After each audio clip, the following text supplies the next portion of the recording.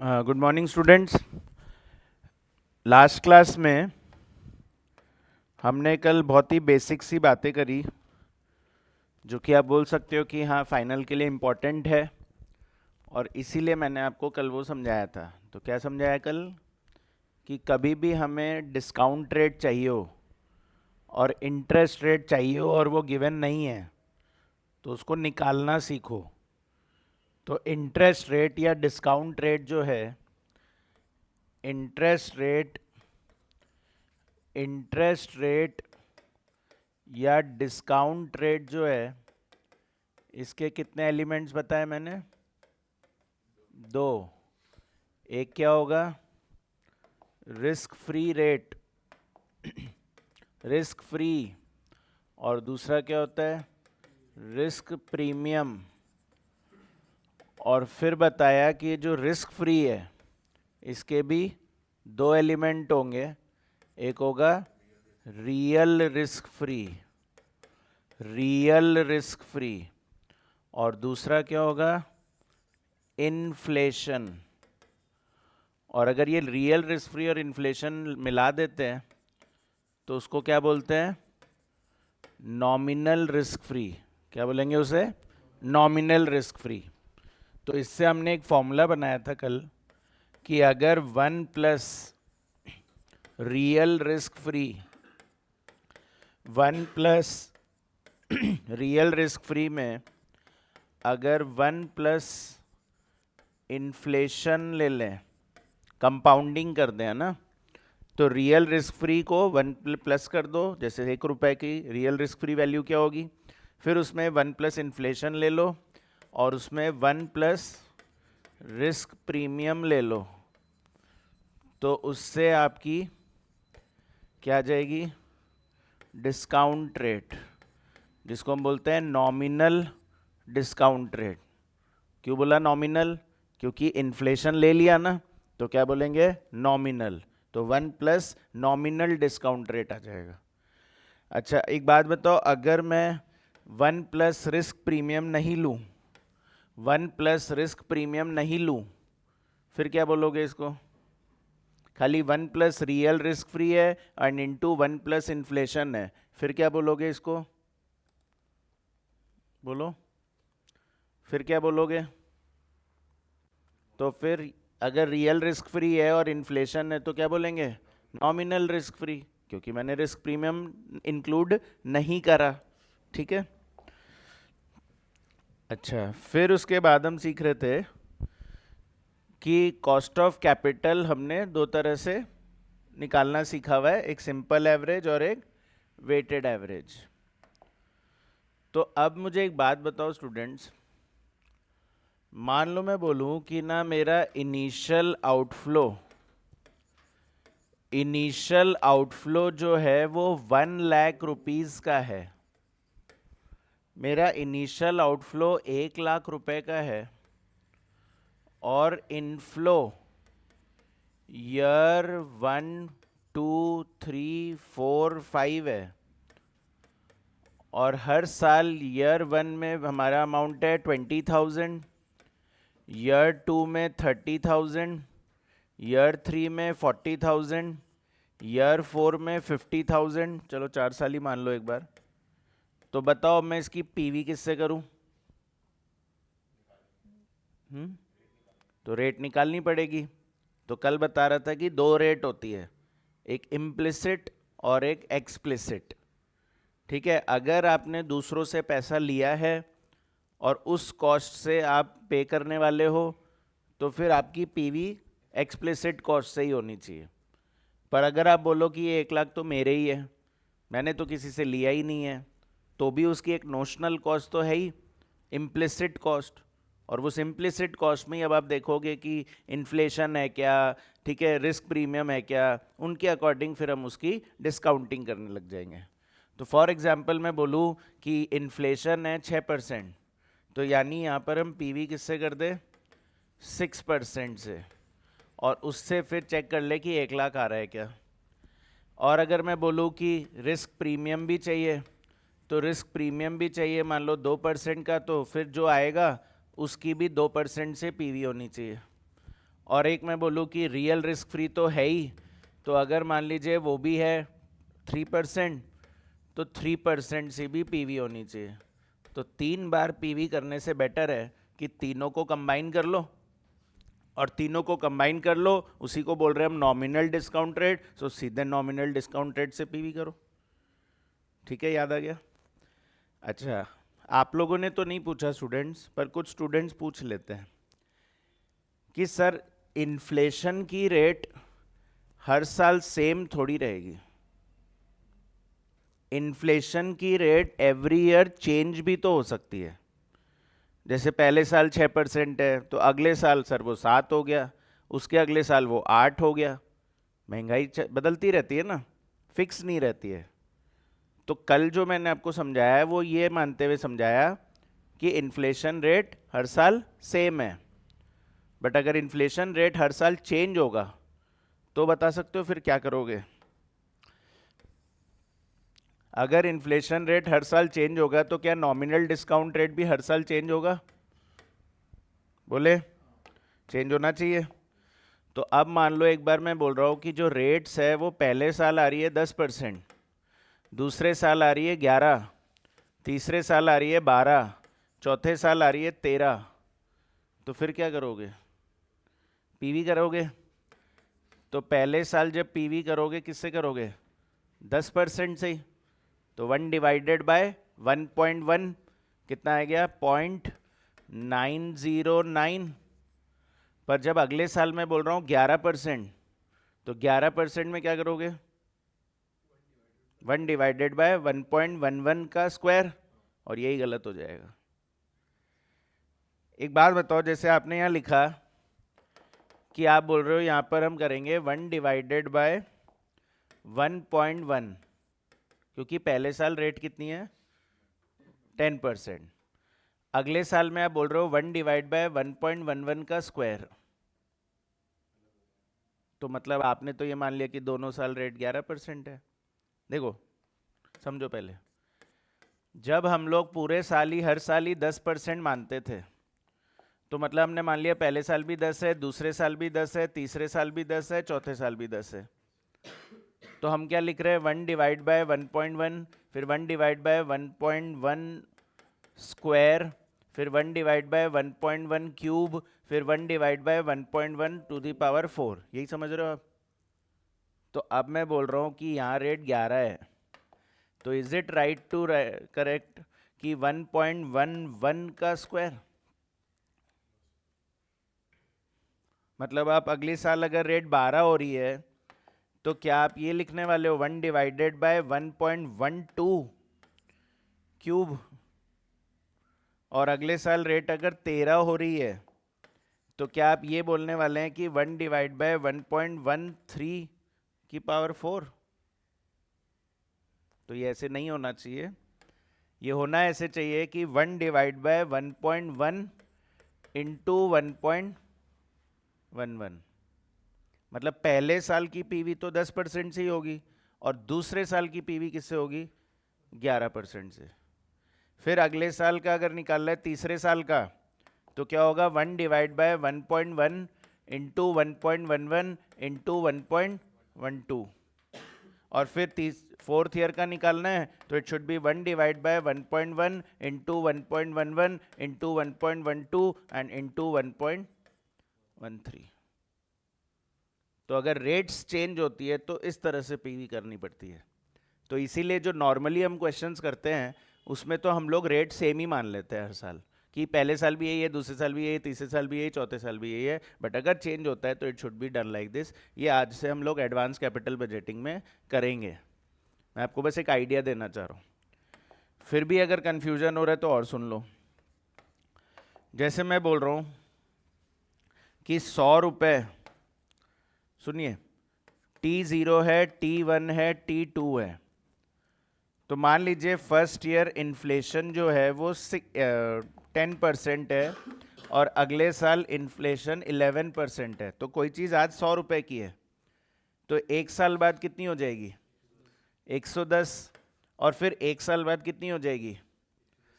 110 पे 11% जोड़ो, 110 पे 11% जोड़िए, 122.1। तो अब मैं बोल रहा हूँ जब 122.1 की पीवी करो और उसको 0 ईयर पे लेके आओ, तो 122.1 को क्या डायरेक्टली 122.1 को क्या डायरेक्टली डिवाइड बाय 1.11 का स्क्वायर कर दोगे? करोगे ना, डिवाइड बाय 1.11 करोगे पहले और फिर डिवाइड बाय 1.10 करोगे। तो यही तो बोल रहा हूँ कि दूसरे साल का फैक्टर 1.11 स्क्वायर से थोड़ी डिवाइड हो जाएगा। ठीक है, 1.1 से भी पीवी करनी पड़ेगी, 1.11 से भी पीवी करनी पड़ेगी। ठीक है, तो कैसे लिखना है इस बात को, एक एग्जाम्पल फॉर्म में लिखेंगे। कुछ भी चेंज हो सकता है, इन्फ्लेशन चेंज हो सकता है, रिस्क प्रीमियम चेंज हो सकता है, real risk free rate change हो सकती है, तो कोई भी चेंज हो इफेक्ट यही आएगा, क्योंकि अल्टीमेटली तो नॉमिनल डिस्काउंट रेट ही चेंज होगा ना। और हमने कल डिस्कस कर लिया कि हम डिस्काउंट किससे करेंगे, नॉमिनल डिस्काउंट रेट से। ठीक है, तो एक एग्जाम्पल लिखिए। Initial outflow equal to ₹60,000। Initial outflow कितना है, 60,000, और इनफ्लो ईयर 1, 2, 3 एंड 4 भी ले लो। अमाउंट है 20,000, सेकेंड ईयर में 30,000, थर्ड ईयर में 25,000 और फोर्थ ईयर में 30,000। ये हमारे आउटफ्लो और इनफ्लो है। और साथ में मैंने आपको नॉमिनल डिस्काउंट रेट बता दिए। तो पहले साल नॉमिनल डिस्काउंट रेट 10%, दूसरे साल 8%, तीसरे साल 12% और चौथे साल 6%।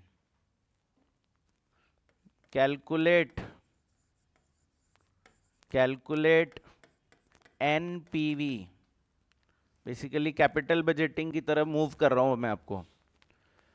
ठीक है, कल तक बस पीवी करना सिखाया और ये बता दिया कि किस रेट से पीवी करनी है। तो अब वो पीवी के लिए रेट दी हुई है, पर हर साल रेट चेंज हो रही है, and you have to calculate NPV. NPV कैसे निकालते थे, कुछ याद है? अरे उल्टा बोल दिया, inflow minus outflow, PV of cash inflow minus PV of cash outflow is equals to NPV. तो फिर सोल्यूशन में क्या लिखेंगे, आउटफ्लो तो 60 रहेगा, उसमें कोई चेंज नहीं है, पर जो पीवी ऑफ इनफ्लो है उसमें ईयर 1, फिर 2, फिर 3 और फिर 4 अमाउंट है आपका पहले साल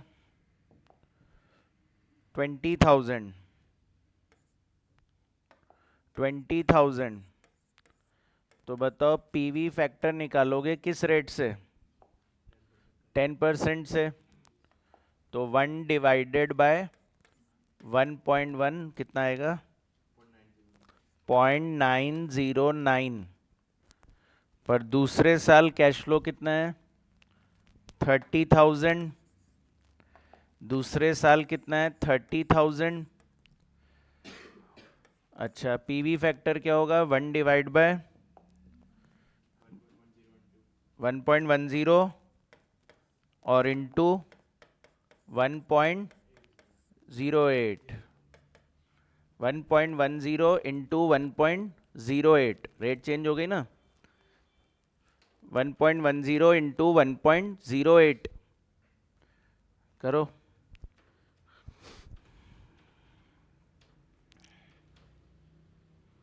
क्या हो गया, पहले 1 को डिवाइड बाय 1.1 कर दो, फिर डिवाइड बाय 1.08 कर दो, कितना आ रहा है, 0.843 नहीं है। और सिमिलरली थर्ड ईयर में है 25,000, तो 25,000 तो 1 divided by 1.10 into 1.08 and into 1.12।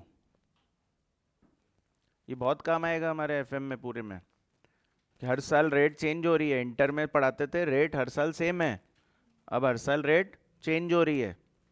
तो कितना आएगा 0.752 एंड लास्ट में है स्टूडेंट्स 30,000। तो 30,000 तो 1 divided by 1.10 into 1.08 into 1.12 and into 1.06।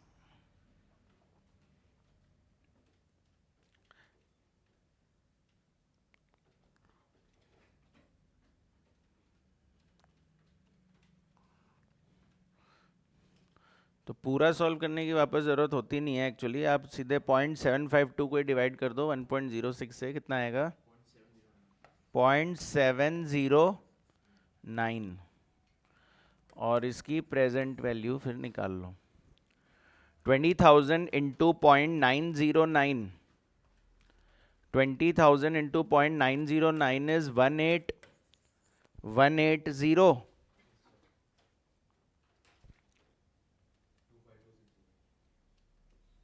18180 and आगे 25260,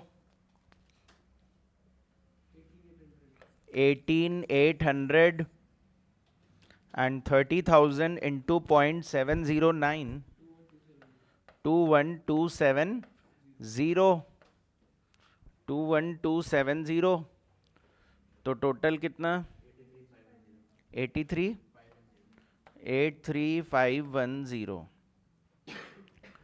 83,510। ठीक है, ध्यान रहेगा रेट बदलती है तो क्या करना है। तो कौन सी रेट बदले, रिस्क फ्री रेट या रिस्क प्रीमियम या रियल रिस्क रेट, कुछ भी बदले अल्टीमेटली तो नॉमिनल डिस्काउंट रेट पे ही असर पड़ेगा। तो नॉमिनल डिस्काउंट रेट चेंज हो जाएगा तो इस तरह से पीवी करनी पड़ेगी।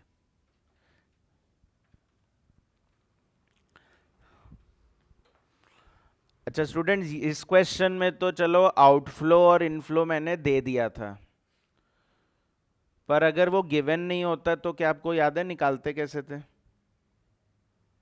इनफ्लो कैसे निकालते हैं, आउटफ्लो कैसे निकालते हैं, कुछ फॉर्मेट पढ़ाते थे आप लोग को, वो फॉर्मेट बना लेते हैं एक बार। अब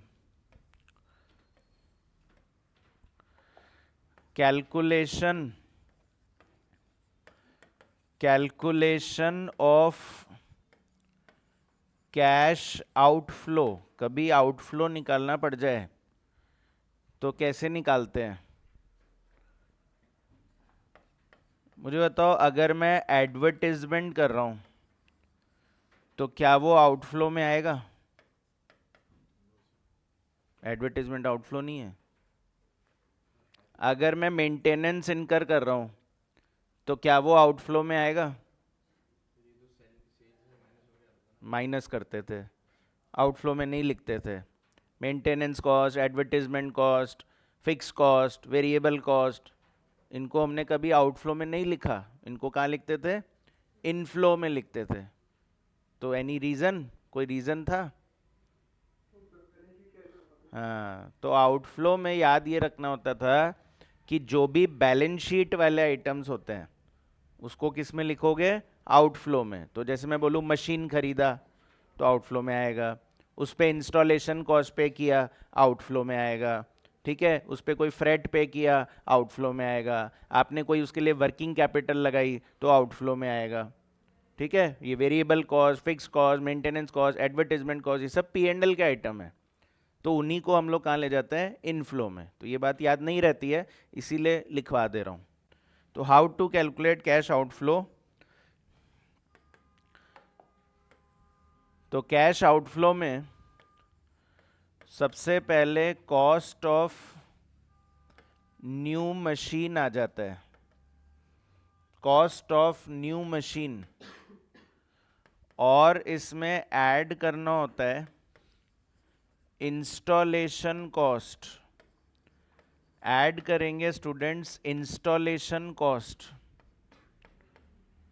और ऐड करते हैं पीवी of subsequent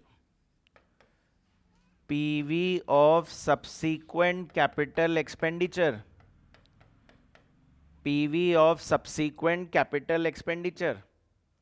इसका क्या मतलब होता है subsequent capital expenditure? जो हम फ्यूचर ईयर्स में मशीन पे इन्वेस्ट करेंगे।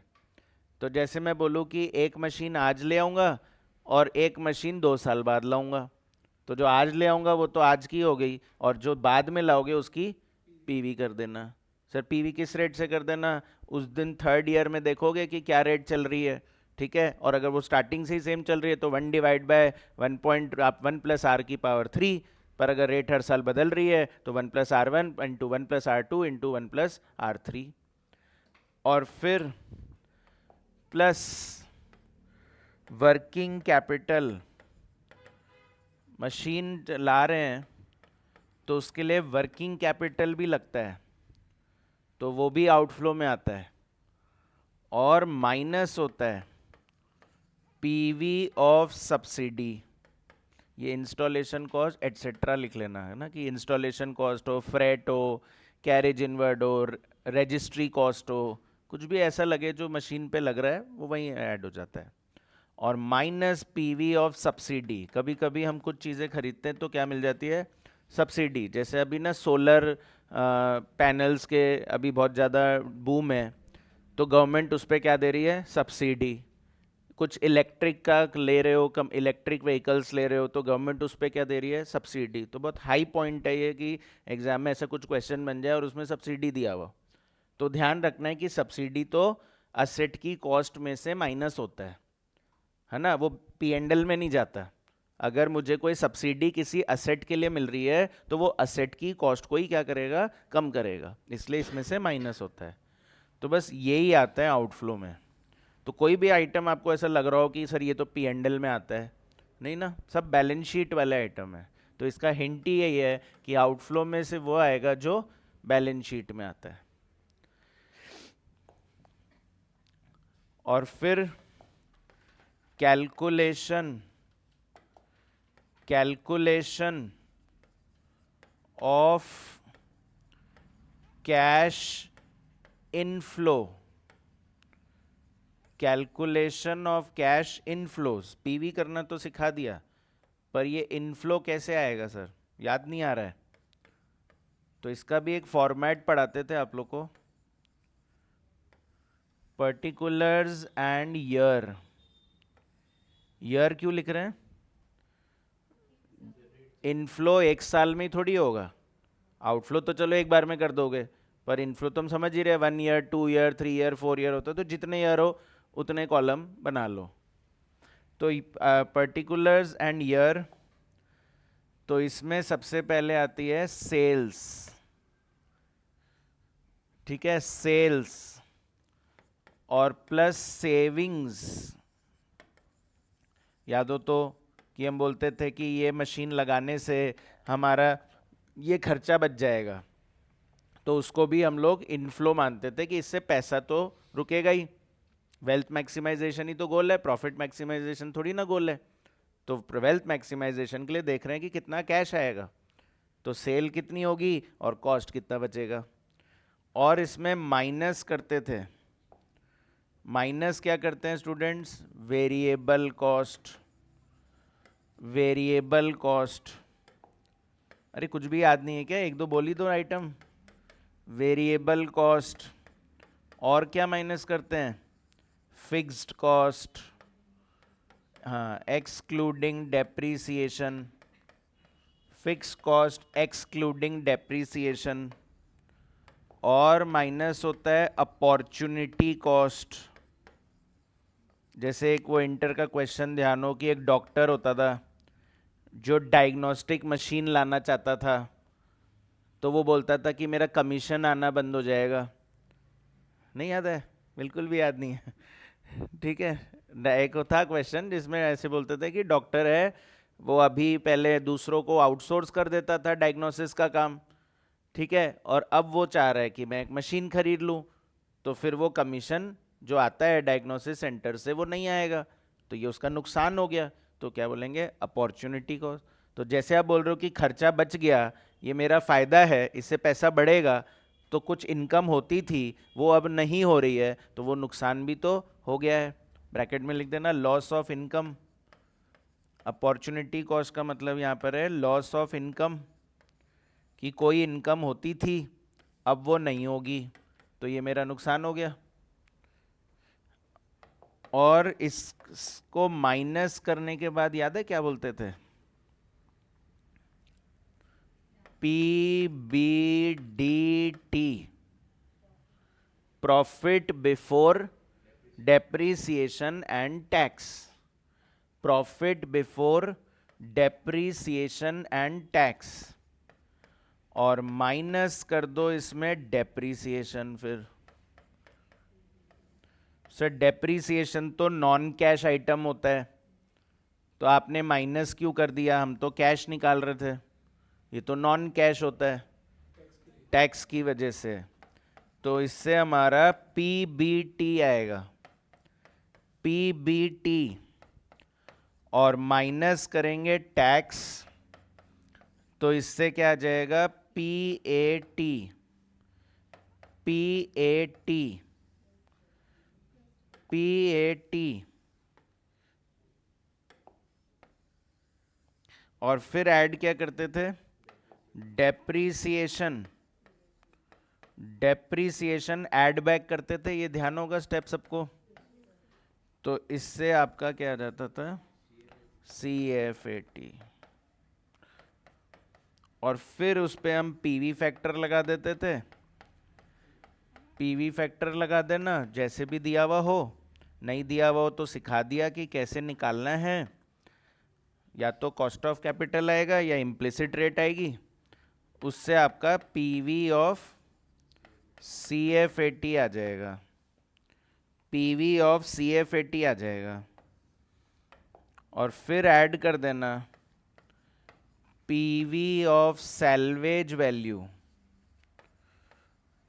पीवी ऑफ सैल्वेज वैल्यू,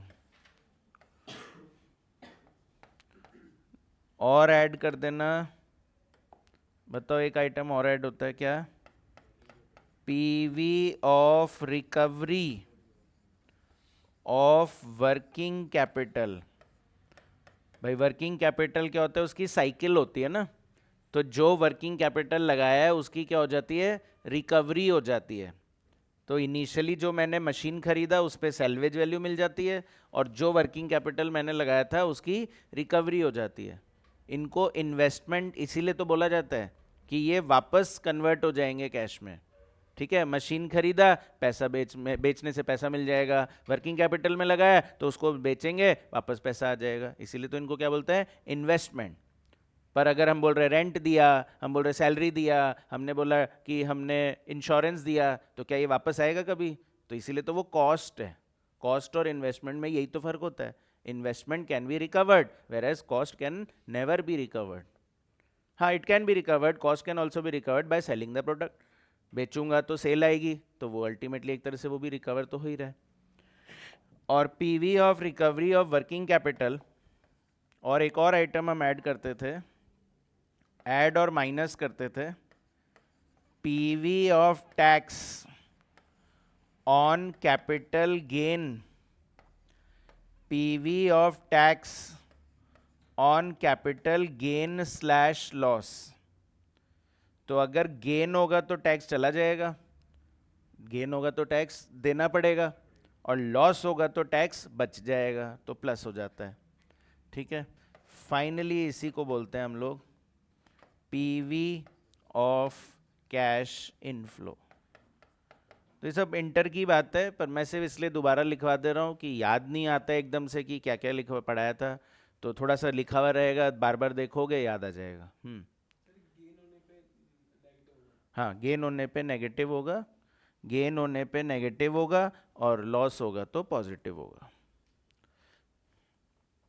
ठीक है, गेन होगा तो टैक्स दोगे तो पैसा जाएगा माइनस।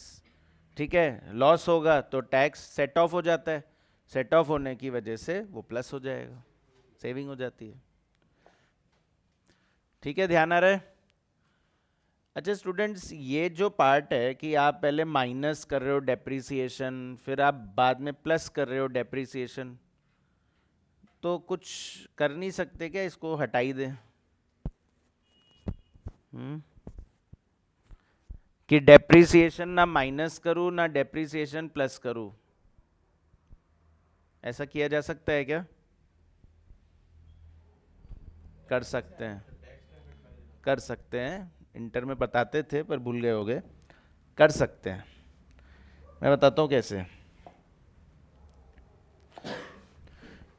PBDT से शुरू कर रहा हूँ, है ना। PBDT है 100, PBDT कितनी है? 100। इसमें आप नॉर्मली डेप्रिसिएशन लगा रहे हैं 30, तो इससे आपका PBT आ रहा है कितना? 70।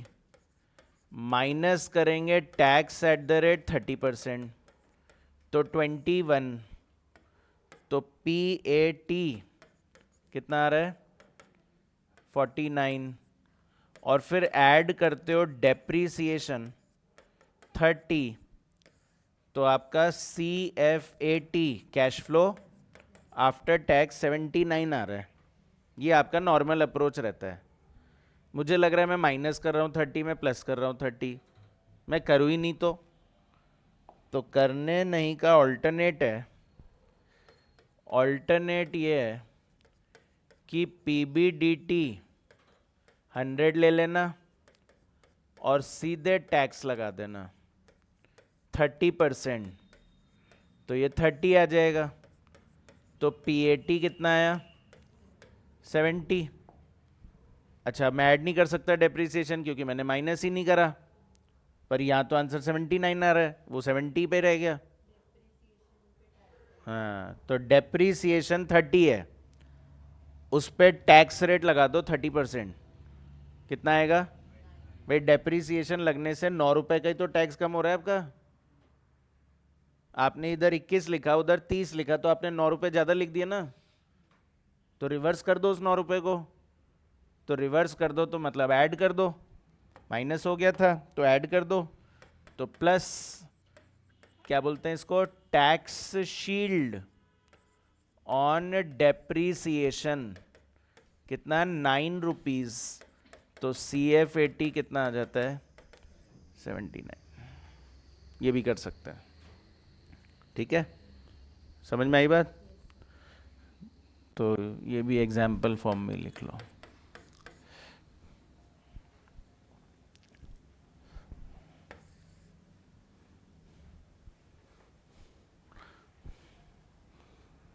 तो फाइनल में हम लोग नॉर्मली यही अप्रोच यूज करा करेंगे कि माइनस डेप्रिसिएशन प्लस डेप्रिसिएशन बार बार कौन करे, तो सीधे टैक्स सेविंग ऑन डेप्रिसिएशन लगाओ। हाँ बोलो। सर अगर लॉस होगा तो फिर जो टैक्स शील्ड है अपनी। हाँ, वो माइनस हो जाएगी फिर। अगर लॉस चल रहा है ऊपर से, तो लॉस हो रहा है, तो बल्कि लॉस अगर ज़्यादा होता है तो मेरा टैक्स बचता ना। तो वो रिवर्स हो जाएगा। अगर लग रहा है मैंने ज़्यादा लगा दिया, माइनस ज़्यादा कर दिया तो प्लस कर दो, अगर लग रहा है मैंने कम लगा दिया तो और लगा दो, माइनस कर देना।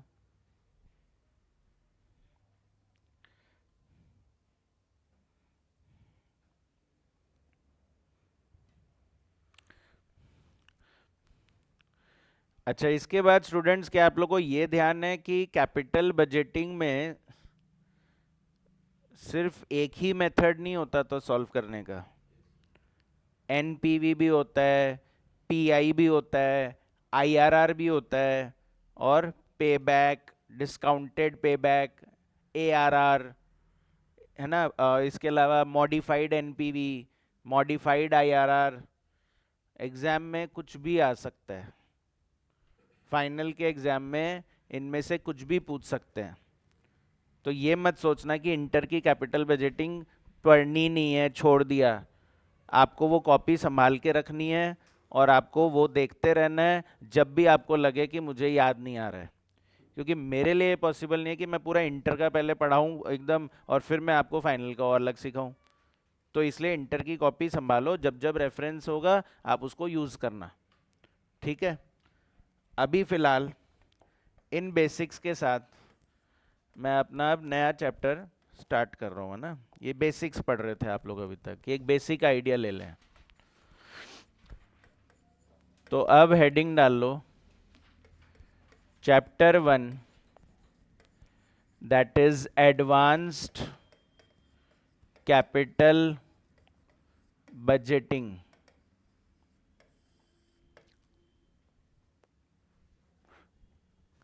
Advanced capital budgeting.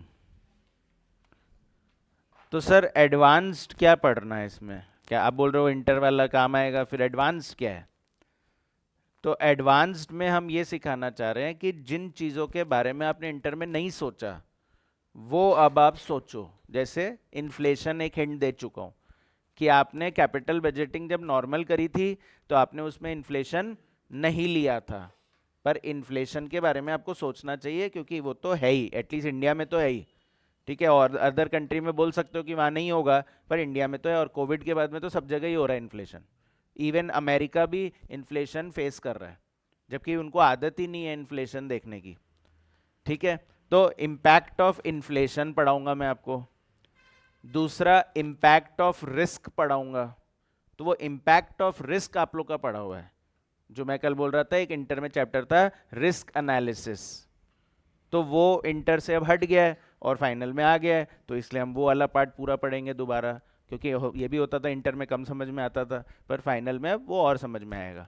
और इसके अलावा हम पढ़ाएंगे impact of change in technology. क्या ऐसा नहीं लगता होगा कि मेरे पास एक मशीन है और ना मार्केट में अब टेक्नोलॉजी चेंज हो गई, तो मैं अब इस पुरानी टेक्नोलॉजी को हटाना चाहता हूँ और उसकी जगह नई टेक्नोलॉजी लाना चाहता हूँ। मशीन की लाइफ तो 10 साल थी, पर मुझे तो 4 साल बाद ही लगने लग गया कि अच्छा टेक्नोलॉजी तो बदल गई। तो टेक्नोलॉजी बदल गई तो उससे क्या इफेक्ट पड़ेगा, वो भी तो हमको कैपिटल बजटिंग में पढ़ना चाहिए। हालांकि वैसे मैं बता दूं, उसी को बोलते हैं रिप्लेसमेंट डिसीजन। क्या बोलते हैं? पढ़ते थे ना हम लोग, एक होता था न्यू इन्वेस्टमेंट और एक होता था रिप्लेसमेंट। उसको यहाँ रिप्लेसमेंट नहीं बोल के क्या बोला गया है? Impact of change in technology. क्यों आप रिप्लेस क्यों करना चाहोगे? क्योंकि हमारी टेक्नोलॉजी बदल गई है। जैसे फॉर एग्जांपल मेरे पास अभी मान लो पेट्रोल या डीजल वाला व्हीकल है, ठीक है ना। अब टेक्नोलॉजी बदल गई है, अब इलेक्ट्रिक व्हीकल्स आने लगे, तो मैं फालतू क्यों पेट्रोल डीजल वाला चलाता रहूं? लाइफ तो थी, पर फिर भी सोचा इसको हटा के एक इलेक्ट्रिक वाला ले आता हूं, तो वो एक रिप्लेसमेंट ही तो हुआ। तो लिखिए, हेडिंग डालिए topics to be discussed. Advance capital budgeting में लिखिए topics to be discussed. Topics to be discussed. एक बार क्विकली मुझे व्हाट्सएप करो, मैं आपको पीडीएफ भेज दूं।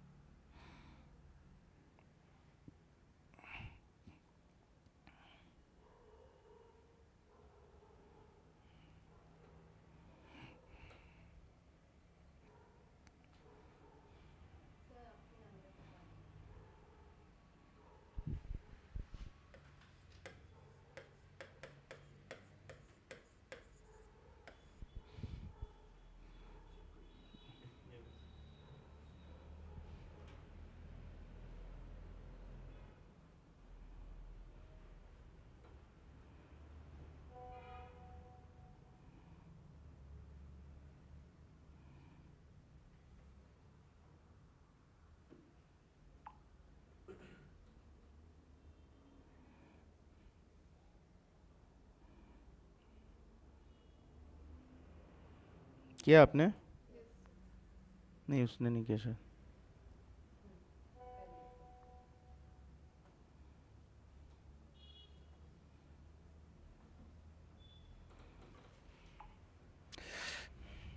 हाँ, तो लिख रहे थे हम टॉपिक्स टू बी डिस्कस्ड। उसमें लिखिए first point, impact of inflation impact of inflation, impact of inflation in capital budgeting decision. पहला टॉपिक अपना रहेगा इन्फ्लेशन से क्या फर्क पड़ता है, impact of inflation in capital budgeting decision. Second लिखिए impact of risk, impact of risk in capital budgeting decision, impact of risk in capital budgeting decision. फिर थर्ड लिखिए impact of change in technology, impact of change in technology, impact of change in technology.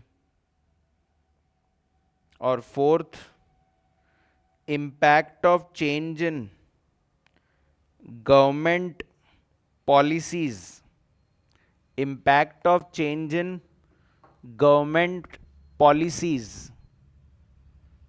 तो ये चार impact पढ़ाने के लिए ये chapter बनाया गया है कि बेसिक कैपिटल बजटिंग आता है तो समझो कि इन्फ्लेशन से क्या फर्क पड़ता है, रिस्क से क्या फर्क पड़ता है, ये तो हम लोग पढ़ ही रहते हैं. टाइम वैल्यू मनी, इन्फ्लेशन और रिस्क से तो इन्फ्लुएंस होता ही है.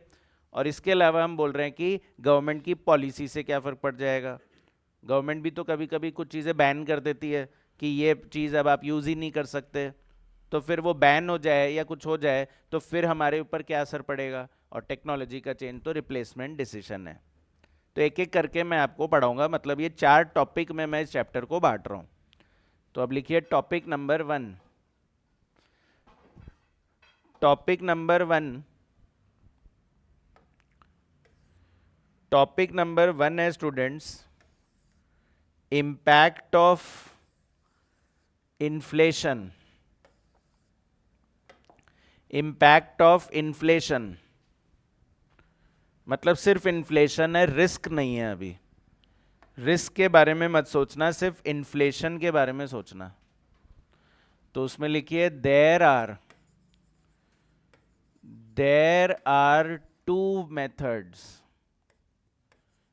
There are two methods to adjust, there are two methods to adjust the effects of inflation in capital budgeting. There are two methods to adjust the effects of inflation in capital budgeting. First, nominal to nominal approach, nominal to nominal approach. Dash लगा के in this approach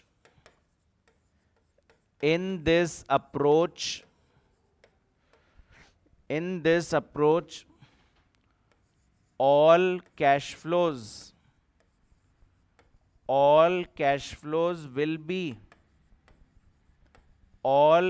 flows will be considered after including inflation. All cash flows will be considered after including inflation, and it will be discounted,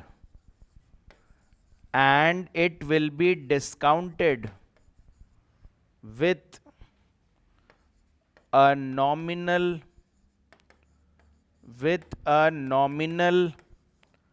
discount rate, and it will be discounted with a nominal discount rate. तो अब ये at least nominal word तो आप समझ ही रहे होगे अब, है ना. नॉमिनल मतलब इन्फ्लेशन इंक्लूडेड है, नॉमिनल मतलब इन्फ्लेशन इंक्लूडेड है.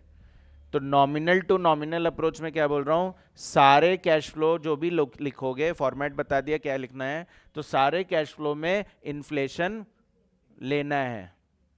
ठीक है, और फिर उसमें जो डिस्काउंट रेट लोगे उसमें भी इन्फ्लेशन, पर कभी किया था इंटर में कि कैश फ्लो के अंदर इन्फ्लेशन ले रहे हैं, डिस्काउंट रेट के अंदर इन्फ्लेशन ले रहे हैं, सोचा ही नहीं कभी उसके बारे में, पर अब हम बोल रहे हैं ऐसा करना है। और सेकंड लिखिए real to real approach, real to real approach. तो रियल टू रियल अप्रोच में लिखिए इन दिस केस या in this approach,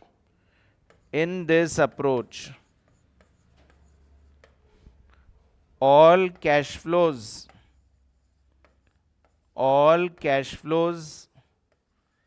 will be considered after removing या excluding inflation. All cash flows will be considered after excluding inflation, and it will be discounted,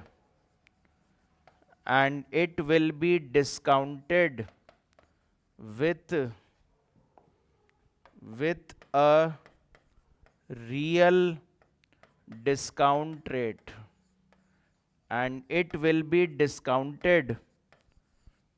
a real discount rate,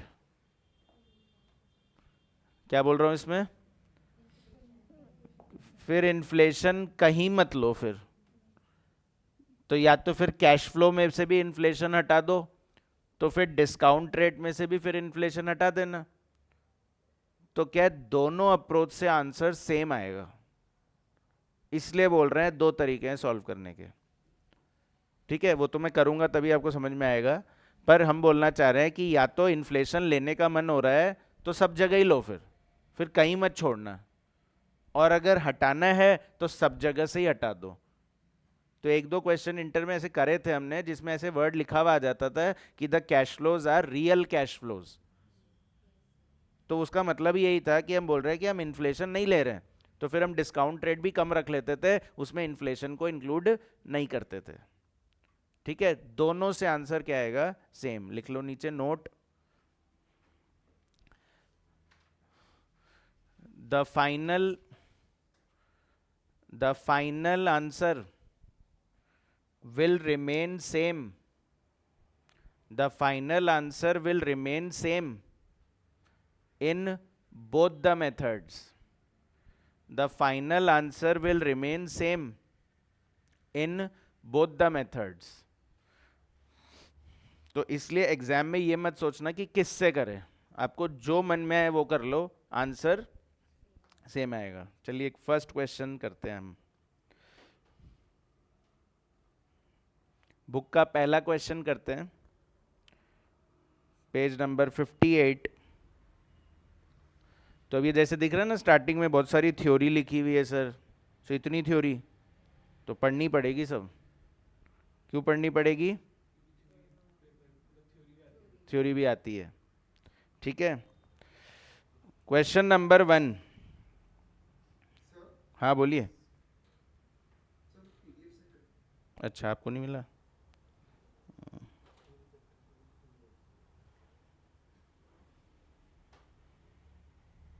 आपने मेरे को message ही नहीं किया।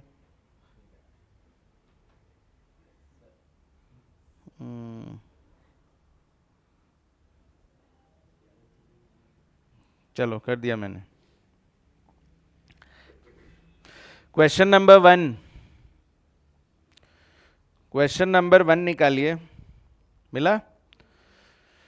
बोल रहा है determine NPV of the project with the following information.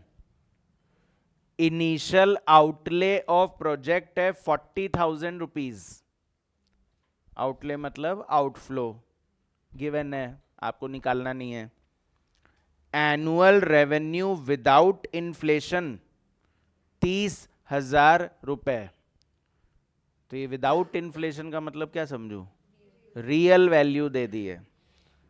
अच्छा, annual cost excluding depreciation, depreciation के अलावा खर्चे कितने हैं? तो 10,000 रुपए का खर्चा है, यूजफुल लाइफ है 4 इयर्स और सैल्वेज वैल्यू है निल और टैक्स रेट 50% है और कॉस्ट ऑफ कैपिटल जो दिया हुआ है ना उसमें लिख दिया इंक्लूडिंग इन्फ्लेशन प्रीमियम ऑफ 10% और फाइनली 12%। तो मुझे बताइए जो रेवेन्यू दी हुई है, कॉस्ट दी हुई है, क्या इसमें इन्फ्लेशन इंक्लूडेड है ना? ये रियल थे। पर क्या जो रेट आपको डिस्काउंट के लिए दे रखी है क्या उसमें इन्फ्लेशन इंक्लूडेड है? मतलब वो नॉमिनल है। तो आप बोल रहे हो कैश फ्लो तो मैं रियल लूंगा और मैं रेट नॉमिनल लूंगा, तो ये तो मिसमैच हो गया ना। तो हम क्या बोलना चाह रहे हैं, या तो नॉमिनल टू नॉमिनल ही रखो। नॉमिनल टू नॉमिनल मतलब कैश फ्लो भी नॉमिनल, रेट भी नॉमिनल, और या फिर रियल टू रियल ही रखो, दैट इज कैश फ्लो भी रियल और रेट भी रियल। ये नहीं होना चाहिए नॉमिनल टू रियल या रियल टू नॉमिनल, वो नहीं होगा। या तो सब कुछ ही नॉमिनल या सब कुछ ही रियल। तो मैं ये दोनों अप्रोच से आपको सॉल्व करवाऊंगा और हम देखेंगे कि आंसर सेम सा ही आएगा। थोड़ा बहुत डिफरेंस इसलिए आ जाएगा क्योंकि पीवी फैक्टर का फर्क पड़ जाता है, वो राउंडिंग ऑफ की वजह से थोड़ा डिफरेंस आ सकता है, पर ऐसे नहीं कि बहुत ही ज़्यादा वाइड डिस्टेंस आ रहा है आंसर में। तो पहले मैं आपको नॉमिनल टू नॉमिनल करवा देता हूँ। हेडिंग डालिए नॉमिनल टू नॉमिनल।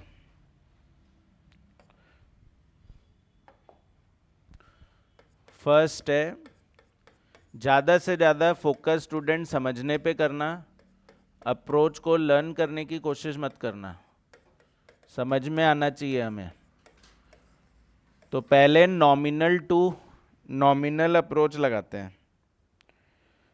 तो नॉमिनल टू नॉमिनल अप्रोच के अकॉर्डिंग कैश फ्लो में इन्फ्लेशन होना चाहिए क्या? होना चाहिए। और रेट में होना चाहिए। तो क्या रेट ऑलरेडी नॉमिनल ही दे रखी है? तो नॉमिनल डिस्काउंट रेट दे रखी है कितनी? 12%। नॉमिनल डिस्काउंट रेट कितनी है? 12% है। और फिर उसके बाद कैश आउटफ्लो, तो कैश आउटफ्लो कितने का है? 40,000 रुपीज। कैश आउटफ्लो है 40,000 रुपीज। 40,000 है ना? और फिर उसके बाद कैश इनफ्लो, वो भी नॉमिनल होना चाहिए। कैश इनफ्लो भी नॉमिनल चाहिए। तो क्या उन्होंने नॉमिनल दे रखा है? तो हम निकालेंगे। अच्छा कितने साल है ये? 4 साल है। तो पर्टिकुलर्स 1, 2, 3 एंड 4, 1, 2, 3 एंड 4। तो बताओ रेवेन्यू कितनी है? 30,000। क्या ये इन्फ्लेशन इंक्लूड करके दिया हुआ है? तो इसको बढ़ाएंगे हर साल कितने परसेंट से? 10% से। अच्छा जो कॉस्ट दी हुई है क्या इसमें इन्फ्लेशन इंक्लूडेड है? हाँ, कॉस्ट एनुअल कॉस्ट, इसको भी बढ़ाओगे हर साल 10% से।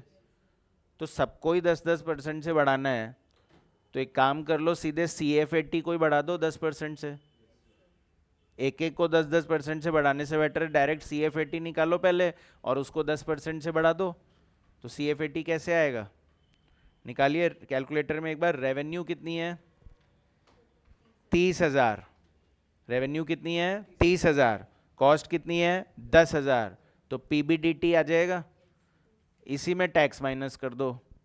तो टैक्स माइनस कर दीजिए 50%, कितना आएगा? 15,000।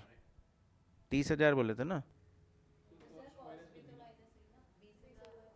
रेवेन्यू 30,000 और कॉस्ट कितनी? 10,000। तो कितना बचा? 20,000। और 20,000 पे 50% लगाया तो कितना आया? 10,000। और 10,000 में ऐड कर दोगे क्या? क्या सिखाया? Tax saving on depreciation add कर देना। तो डेप्रिसिएशन कितना है? 40,000 और लाइफ कितनी है? 4 साल। तो 10,000। तो 10,000 का 50% 5,000 ऐड कर दो, कितना आया? 15,000। तो रियल CF80 कितनी है? 15,000 हर साल। रियल है, रियल है ये, मतलब विदाउट इन्फ्लेशन है ये। पर हम बोल रहे थे कि हमको नॉमिनल चाहिए, तो इसको कन्वर्ट कर दो अब नॉमिनल CF80 में। नॉमिनल CF80, सर ये रियल CF80 की कैलकुलेशन नहीं शो करनी क्या? तो वो actually real to real approach अभी कराऊंगा ना, उसमें हो जाएगा, तो इसलिए अलग से वर्किंग नहीं करा रहा उसकी। तो नॉमिनल CF80 लगा इन्फ्लेशन, तो इन्फ्लेशन लगाएंगे तो 15,000 इंटू 1.1, 15,000 प्लस 10% कर दो, या 15,000 इंटू 1.1 कर दो, ठीक है, कितना आएगा? 16,000। अच्छा, क्या अगले साल भी इन्फ्लेशन सेम है? 10% ही है क्या? तो फिर तो स्क्वायर कर सकते हैं। 15,000 इंटू 1.1 की पावर 2 कितना आएगा? 18,150। फिर 15,000 इंटू 1.1 की पावर 3 19965। और फिर 15,000 इंटू 1.1 की पावर 4 21,962। हाँ, 16,500, 18,150, 19965 और 21,962। ये समझ में ना? पावर 2, पावर 3, पावर 4 क्यों हो रहा है? 2 साल में 2 बार इन्फ्लेशन हो चुका है, 3 साल में 3 बार इन्फ्लेशन हो चुका है, 4 साल में 4 बार इन्फ्लेशन हो चुका है। और फिर इसकी कर देना पीवी। तो पीवी किस रेट से? नॉमिनल रेट से ही करोगे, जो हमने ऊपर लिख दिया है 12% है, तो 12% से इसकी पीवी करिए।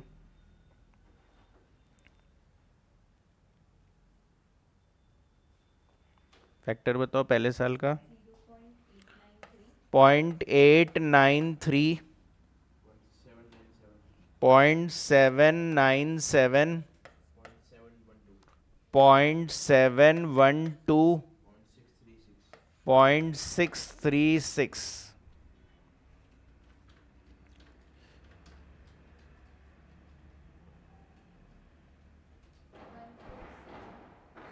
14735,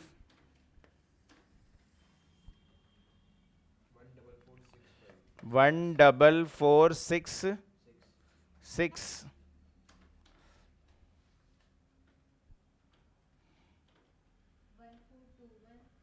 14215,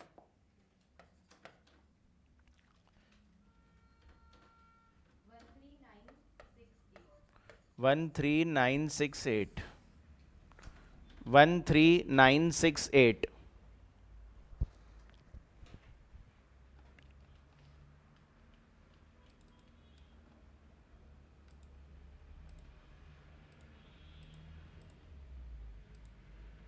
आ रहा है 13968। तो टोटल करिए, टोटल पीवी इज 5357383। तो एनपीवी आ जाएगा 57383, और माइनस आउटफ्लो कितना था? 40,000। तो कितना आएगा? 17383, 17383। अरे स्टूडेंट्स, यही नॉमिनल टू नॉमिनल क्लियर है? क्योंकि रेट में इन्फ्लेशन जुड़ा हुआ था, तो मैंने सोचा रेट को क्यों छेड़ना, ठीक है, अपने कैश फ्लो को इन्फ्लेशन से एडजस्ट कर दो। तो अब लिखिए alternate, alternate real to real approach, alternate है रियल टू रियल अप्रोच। तो फिर डिस्काउंट रेट कौन सी होनी चाहिए? रियल होनी चाहिए, मतलब उसमें इन्फ्लेशन नहीं होना चाहिए। तो क्या करूं, 12 में से 10 माइनस कर दूं, 2%। 12% में 10% इन्फ्लेशन जुड़ा हुआ है, तो क्या 12 में से 10 माइनस कर दूं तो 2 आ जाएगा? कल क्या 2 में 10 ऐड कर रहे थे तो 12 ला रहे थे क्या? तो 12 में से 10 थोड़ी माइनस करेंगे, वही कंपाउंडिंग वाला फॉर्मूला लगाएंगे। तो 1 plus nominal discount rate is equals to 1 plus real discount rate and into 1 plus inflation rate. 1 plus inflation, 1 plus inflation rate, यही पढ़ाया था कल। तो 1 plus N D R equals to 1 plus R D R into 1 plus inflation. Sir कल आपने into 1 plus risk premium भी किया था, पर वो नहीं है इस क्वेश्चन में अभी। तो या तो मान लो वो इसमें इंक्लूडेड है, या मान लो वो है नहीं, कैसे भी मान लो। तो नॉमिनल डिस्काउंट रेट कितनी है? 12%। ये दिया हुआ है बल्कि अब की बार 12%। रियल रेट निकालनी है मुझे, रियल डिस्काउंट रेट चाहिए, और इन्फ्लेशन कितना है स्टूडेंट्स? 10%। तो रिवर्स कैलकुलेशन हो जाएगी, real discount rate will be equals to 1.12, और ये डिवाइड में आ जाएगा 1.10 एंड -1। तो 1.12 माई अपॉन 1.10 -1 कितना आ रहा है? नहीं, -1 भी हो गया ना। अच्छा, इंटू 100 कर दिया आपने। 1 पॉइंट, नहीं इतना कम नहीं होगा, 2% के आसपास ही आएगा।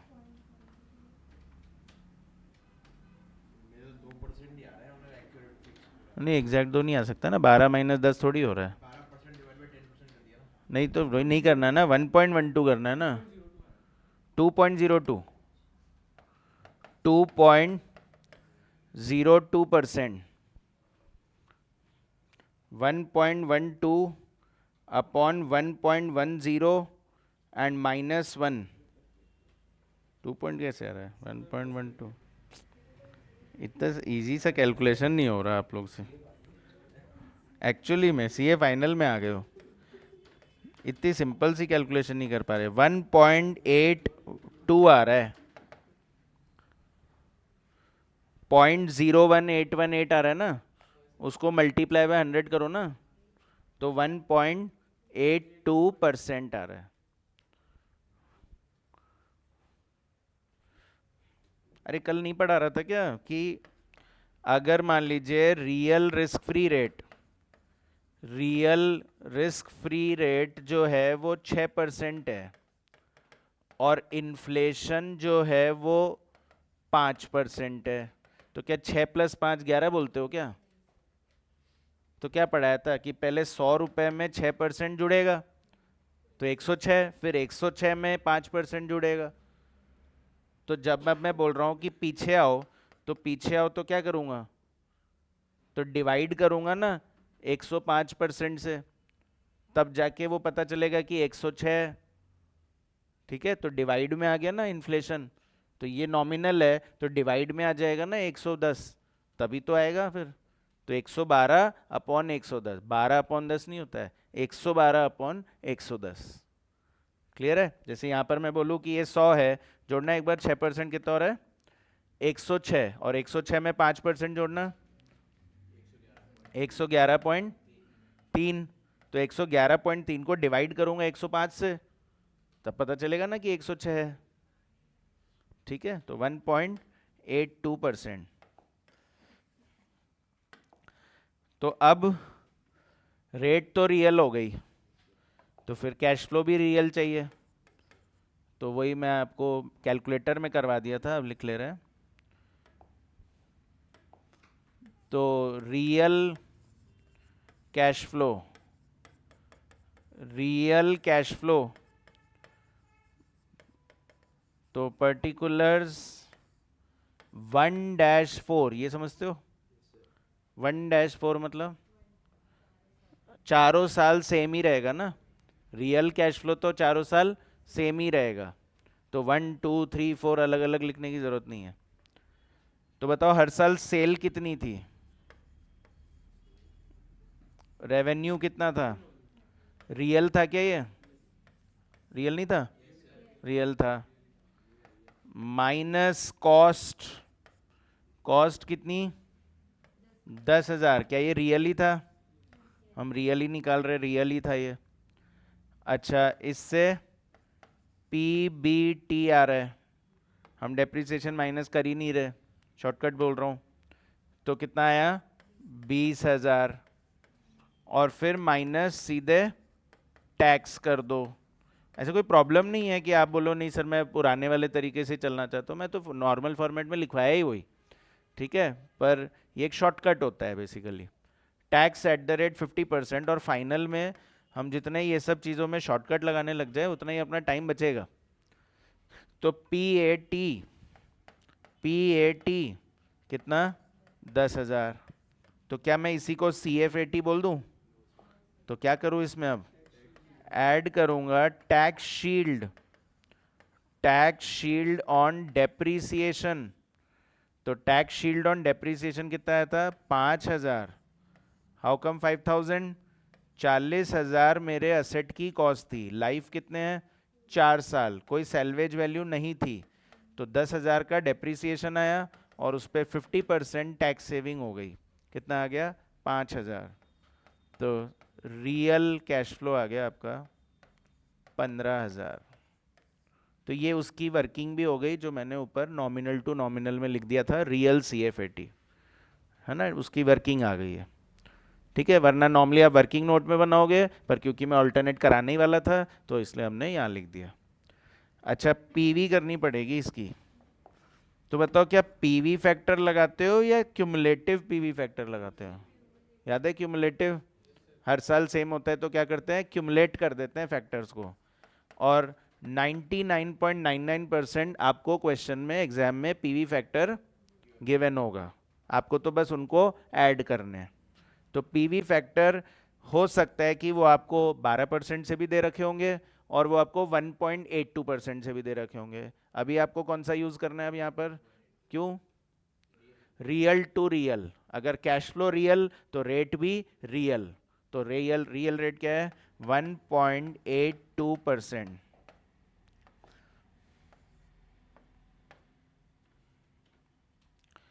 CPVF at the rate 1.82%, CPVF at the rate 1.82%।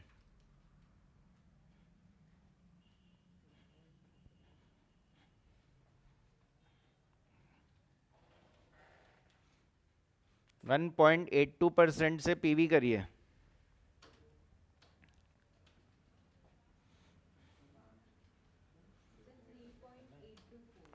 Three point 3.824, 3.824,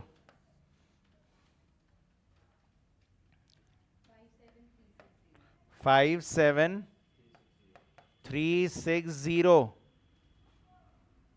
उससे कितना आ रहा था? नॉमिनल टू नॉमिनल से 57,383, इससे आ रहा है 57,360, तो प्रूव हो गया कि सेम आता है आंसर। तो NPV आ रहा है, NPV इक्वल्स टू 57,360 माइनस 40,000। तो इसका मतलब क्या समझ में आया कि जो इंटर में हम लोग क्वेश्चंस करते थे वो क्या थे? वो रियल टू रियल अप्रोच के क्वेश्चंस थे, कि हम ना तो कैश फ्लो में आपको इन्फ्लेशन लेने बोल रहे थे, ना आपको रेट में इन्फ्लेशन लेने बोल रहे थे, पर अब हम बोल रहे हैं कि अगर ले ले तो क्या होगा? ले ले तो भी सेम आंसर आएगा, ठीक है, क्योंकि फिर रेट भी तो बढ़ा दोगे अकॉर्डिंगली। पर हाँ, अगर ये मिसमैच चल रहा हो कि रेट में तो था पर कैश फ्लो में नहीं था, वो गलत है, वो आपको समझाना चाह रहे हैं। क्वेश्चन नंबर 2, क्वेश्चन नंबर 2 करेंगे। हाँ जी बोलिए। तो ये जो जैसे अपने आउटफ्लो में सब्सिक्वेंट कैपिटल एक्सपेंडिचर होता है, उसमें भी अगर इन्फ्लेशन ऐड करना है अपने को? हाँ पीवी होगी ना उसकी भी। भाई जैसे मैं बोलूँ थर्ड ईयर में 50,000 रुपये लगेगा, तो वो तो ऑलरेडी थर्ड ईयर की प्राइस पे ही है ना, मतलब वो तो ऑलरेडी इन्फ्लेटेड ही है। अब जब मैं उसकी पीवी करूंगा तो वो पीवी वाली रेट में तो इन्फ्लेशन होगा ही ना। हम्म, उस कॉस्ट पे नहीं करना है आपको, इन्फ्लेशन नहीं ऐड करना है, क्योंकि वो तो ऑलरेडी उस साल की प्राइस के हिसाब से ही बता रहे होंगे ना। क्वेश्चन नंबर 2, यही वो क्वेश्चन है जो मैं आपको बोल रहा था कि अगर हर साल इन्फ्लेशन चेंज हो गया तो। ये तो आपने वो क्वेश्चन किया जिसमें हर साल इन्फ्लेशन सेम था, पर अगर चेंज हो गया तो X Y Z requires 8 lakh rupees for a unit, useful life of the project is 4 years, salvage value is nil. अच्छा, depreciation is 2 lakh rupees per annum and expected revenue and cost excluding depreciation and ignoring inflation are as follows. मतलब real values दे दी है। तो revenue 6 lakh, 7 lakh, 8 lakh, 8 lakh होती है, और cost 3 lakh, 4 lakh, 4 lakh, 4 lakh होती है। Tax rate 60% है, कॉस्ट ऑफ कैपिटल 10% है, बट इंक्लूडिंग इन्फ्लेशन प्रीमियम है, यानी नॉमिनल है। Calculate NPV of the project if inflation rate for revenue and cost are as follows. तो ईयर 1, 2, 3, 4 में रेवेन्यू में हर साल इन्फ्लेशन हो रहा है 10%, 9%, 8%, 7%, और कॉस्ट में है 12%, 10%, 9% और 8%। ठीक है, तो क्या लगता है कौन सा अप्रोच लगा ले? नॉमिनल लगा ले। अच्छा, यहाँ रियल टू रियल में दिक्कत आएगी। कैश फ्लो तो रियल ही दिए हुए हैं, पर जब आप रेट को रियल बनाने जाओगे तो आप उसमें इन्फ्लेशन रेट क्या लोगे? हर साल ही तो इन्फ्लेशन अलग है, और ऊपर से रेवेन्यू की इन्फ्लेशन अलग है, और कॉस्ट की इन्फ्लेशन अलग है। तो ये question nominal to nominal approach से ही करना चाहिए। ठीक है, तो लिखिए सिंस इन्फ्लेशन रेट, नोट लिखना, since inflation rate are different, since inflation rate are different for revenue and cost. ये प्रॉब्लम नहीं कि हर साल रेट अलग है, वो तो मैं एडजस्ट कर देता, पर रेवेन्यू की अलग दे रखी है और कॉस्ट की अलग दे रखी है। तो since inflation rate are different for revenue and cost, comma, therefore we will use nominal to nominal approach. Therefore we will use nominal to nominal approach.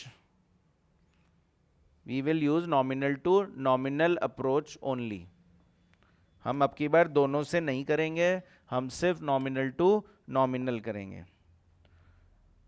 तो अगर आपको लग रहा है कि सर ये तो थोड़ी हार्ड चीज़ें हो गई, तो welcome, it is CA final, है ना। इजी नहीं है कुछ भी यहाँ पर चीज़ों को समझना है। एक बार में नहीं है, 2 बार में समझना है, 2 बार में नहीं है, 5 बार में समझना है, पर समझ के जाना ही है। ठीक है, तो कुछ भी नहीं समझ में आए तो प्लीज़ बोल देना, मैं रिपीट करूँगा और डीप में ले जाऊँगा फिर आपको। तो because we are using nominal to nominal approach, तो बताइए पहले नॉमिनल डिस्काउंट रेट है कितनी? नॉमिनल डिस्काउंट रेट कितनी है? 10%। नहीं, फर्स्ट ईयर नहीं, रेट तो 10 ही है। नॉमिनल डिस्काउंट रेट 10% ही है, cost of capital including inflation ही बोला है उन्होंने। तो नॉमिनल डिस्काउंट रेट कितनी है? 10%। तो फिर कैश आउटफ्लो कितना है ये बताओ? कैश आउटफ्लो कितने का है स्टूडेंट्स? 8 लाख ही है। आपको बता दिया आउटफ्लो में क्या क्या आता है। आउटफ्लो में मशीन की कॉस्ट आ जाती है, इंस्टॉलेशन कॉस्ट आ जाता है, ठीक है, working capital, subsequent capex, subsidy. तो और कुछ दिख रहा है क्या? यही नजर आ रहा है बस।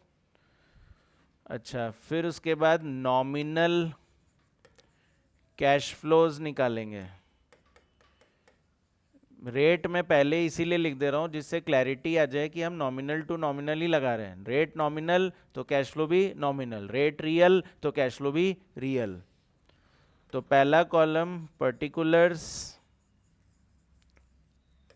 और कितने साल बोल रहे हैं? 4 साल। 1 डिस्टेंस मेंटेन करना, 1 2 3 4 पर्टिकुलर्स 1 2 3 4।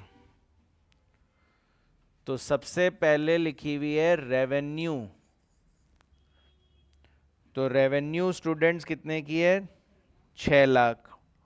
वो रियल है, उसको इन्फ्लेट करना है। तो 6 लाख इंटू इंटू 10 नहीं बोलते, इंटू 1.1। और या बोलो 6 लाख प्लस 10%, या तो बोलिए 6 लाख प्लस 10%, या बोलिए 6 लाख इंटू 1.1। कितना आएगा? 660। तो दूसरे साल में लिख देता हूँ 6 लाख इंटू 1.09 का स्क्वायर, तो इंटू 1.10। अच्छा सॉरी, 6 लाख नहीं है, 7 लाख है। तो 7 लाख इंटू 1.10 एंड इंटू क्या सिखा है? 1.09। 1.09 तो सिर्फ सेकेंड ईयर में है ना, तो 1.09 स्क्वायर लिखने का मतलब तो हो जाएगा कि आप पहले साल भी 9 मान रहे हो और दूसरे साल भी 9 मान रहे हो, जबकि ऐसा नहीं है। तो कितना हो गया? 839,300। और थर्ड ईयर में 8 लाख, क्या लिखो? इंटू इंटू 1.10 और इंटू 1.09 और इंटू 1.08। 1035936। और फोर्थ ईयर में भी 8 लाख ही है, तो 8 lakh into 1.10 into 1.09 into 1.08 and into 1.07। 100,100,769।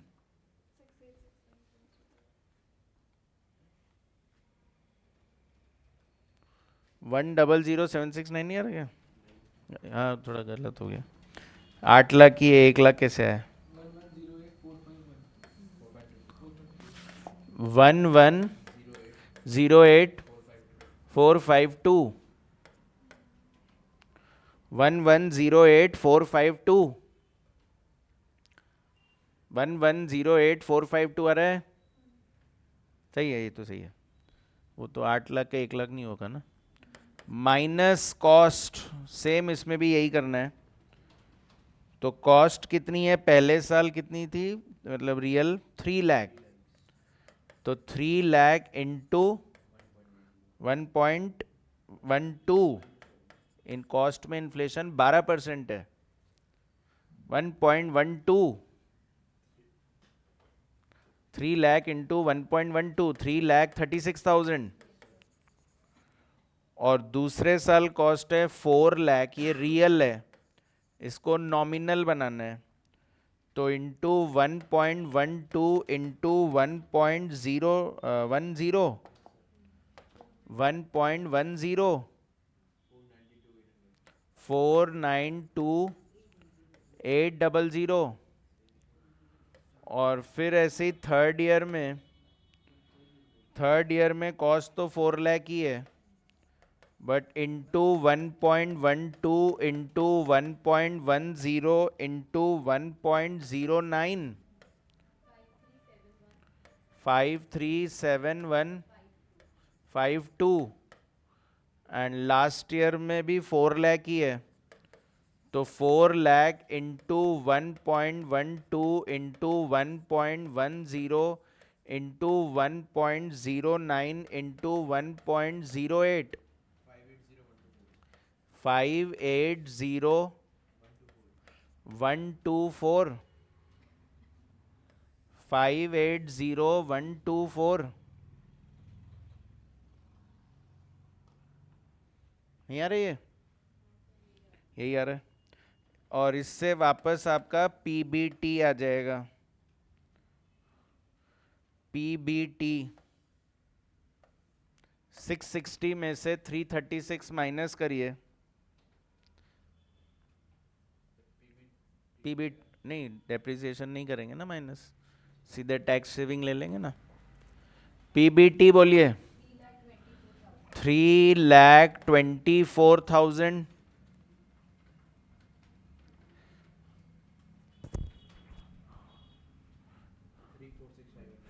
346,500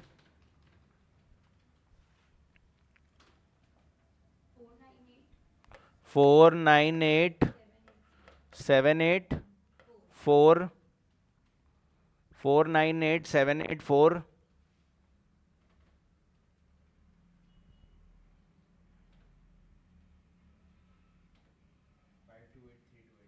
528,328। फिर माइनस टैक्स कर दो सीधे, ये मत सोचो कि डेप्रिसिएशन ले नहीं रहे, हम डेप्रिसिएशन को शॉर्ट में करना चाह रहे हैं। तो minus tax at the rate 60%, 60% tax है। तो बताइए 60% कितना होता है? 194।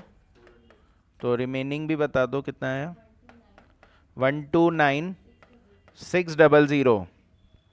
सिमिलरली 346,500 का 60% 207,900। तो बैलेंस बचा 1,138,600। 299,270।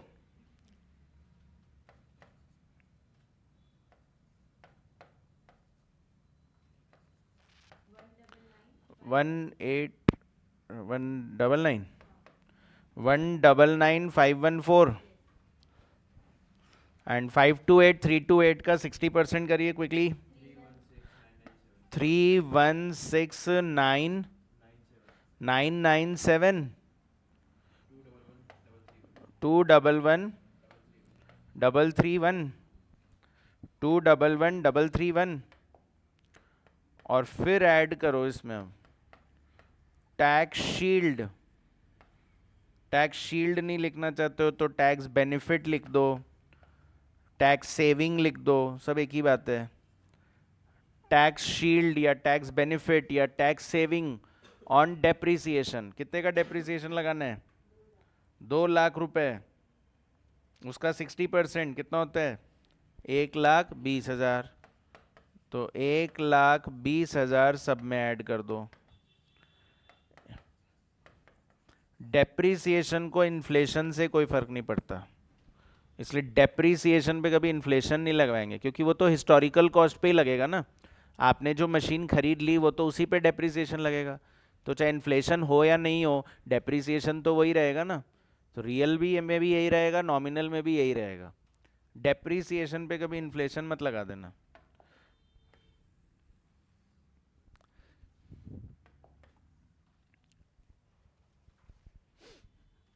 तो CF80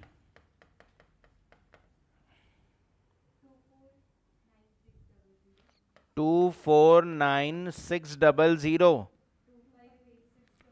258,600 319,514 331,331। और पीवी कर दीजिए किस रेट से? 10% नॉमिनल रेट से। नॉमिनल रेट से पीवी करेंगे क्योंकि अलग अलग साल का अलग अलग फिगर है, सीपीवीएफ नहीं हो सकता। अगेन एग्जाम में तो पीवी फैक्टर दिए होंगे, यहाँ हमको निकालने पड़ते हैं। 0.909, 0.826, 0.751, 0.683, तो इससे प्रेजेंट वैल्यू आ जाएगी 226886, 213604, 213604. नेक्स्ट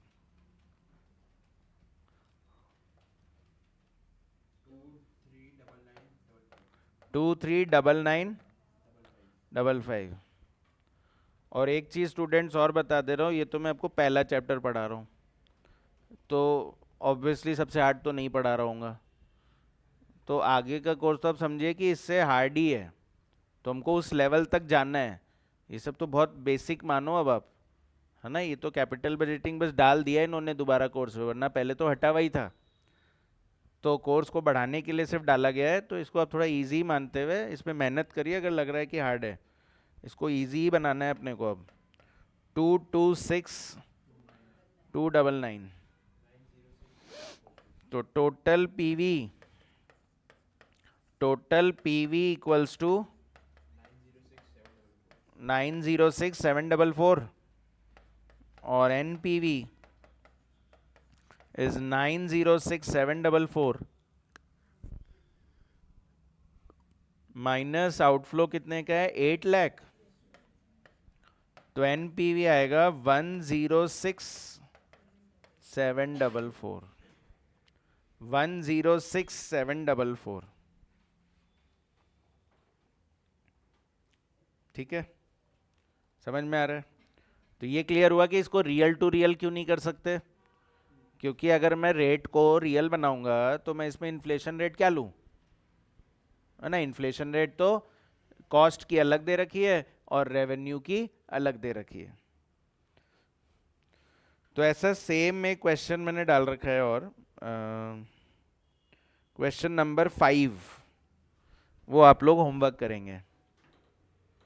और सर इसका आंसर 5 का तो क्या एकदम शीट के, अच्छा लास्ट में रह गया, ठीक है मैं आपको कल बताऊंगा, आप बस आंसर निकालना है इसका। अच्छा ही आंसर नहीं है वैसे तो, वरना तो आंसर ले ही आते हैं हम। क्वेश्चन नंबर 3 देखिए, question number 3, a firm has projected the following cash flows from a project under evaluation. Year 0 में -70 लैक्स आउटफ्लो हो गया, फर्स्ट ईयर में 30 लाख, सेकेंड ईयर में 40 लाख और थर्ड ईयर में 30 lakhs. The above cash flows have been made at expected prices after recognizing inflation. बोल रहे हैं इन्फ्लेशन ले लिया है हमने इसमें, यानी nominal. The firm's cost of capital is 10% and the expected rate of inflation is 5%. Show how the viability of the project is to be evaluated. तो इसमें बस प्रॉब्लम ये है कि इन्होंने बोला ही नहीं कि ये जो कॉस्ट ऑफ कैपिटल है इसमें इन्फ्लेशन है कि नहीं है, वो इंक्लूडिंग इन्फ्लेशन है या एक्सक्लूडिंग इन्फ्लेशन है. हाँ, आगे इन्फ्लेशन अलग से दे रखा है तो मतलब एक्सक्लूडिंग ही मानेंगे. तो 10% इज एक्सक्लूडिंग इन्फ्लेशन, रियल है वो, और 5% उसमें क्या है, इन्फ्लेशन है. तो प्रॉब्लम वही हो गई कि कैश फ्लो तो नॉमिनल दिया हुआ है और डिस्काउंट रेट क्या दिया हुआ है, रियल. तो या तो डिस्काउंट रेट को नॉमिनल बनाओ और या फिर कैश फ्लो को रियल बनाओ. तो ये बात सही है कि हाँ, अगर इन्फ्लेशन अलग से बोल दिया है और कॉस्ट ऑफ कैपिटल में लिखा हुआ नहीं है तो मानेंगे इट इज एक्सक्लूडिंग इन्फ्लेशन. लिखिए नोट, नोट लिखिए, थर्ड क्वेश्चन में नोट लिखिए. Since inflation rate is given separately and it is not clearly mentioned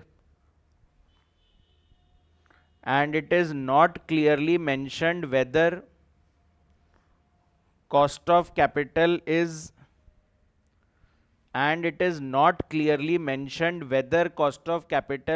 real or nominal,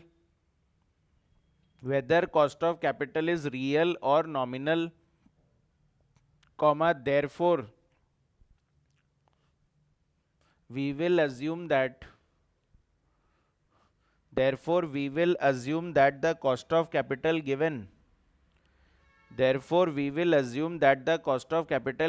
is real discount rate. Cost of capital given is real discount rate.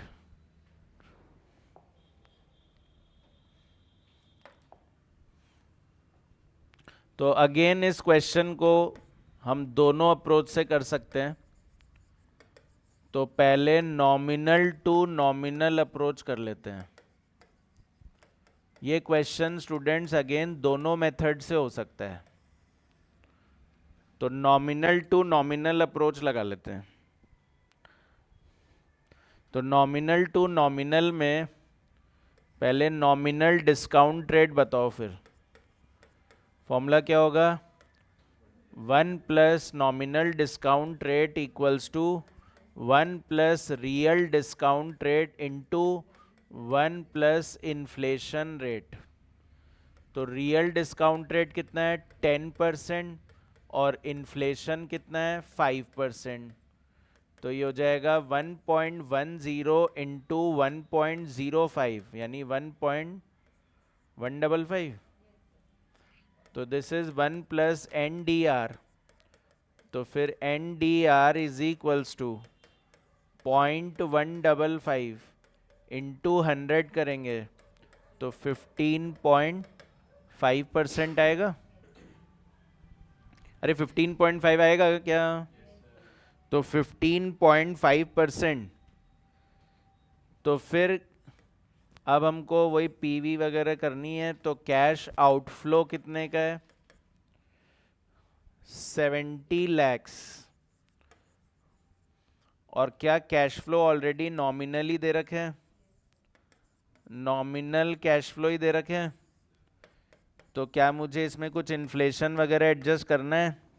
सिर्फ PV तो करनी है. तो पहले साल का 30 लाख, दूसरे साल का 40 लाख, तीसरे साल का 30 लाख. कोई कैलकुलेशन नहीं करनी, जस्ट पीवी करनी है. तो पीवी किससे करूं? पीवी 15.5% से कर दूं. 15.5% से पीवी करो. 15.5% से पीवी करिए.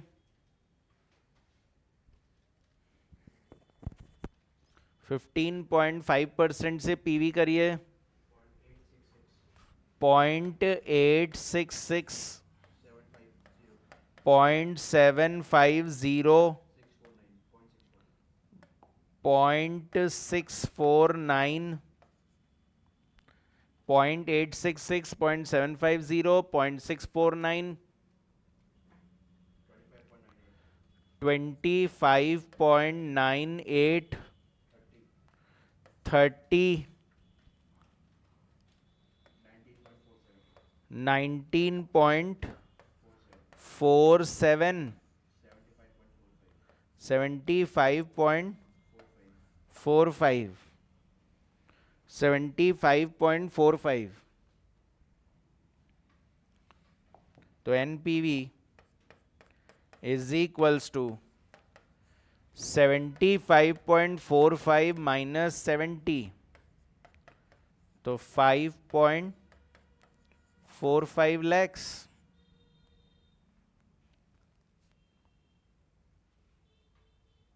आ रहा क्या 5.45? फिर हाँ बोलो.